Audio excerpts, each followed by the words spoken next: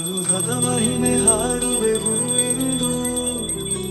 ಶ್ರಮದ ಪ್ರಥಮನು ನೆನೆದು ಸಂತೋಷವು ಕಂಡು.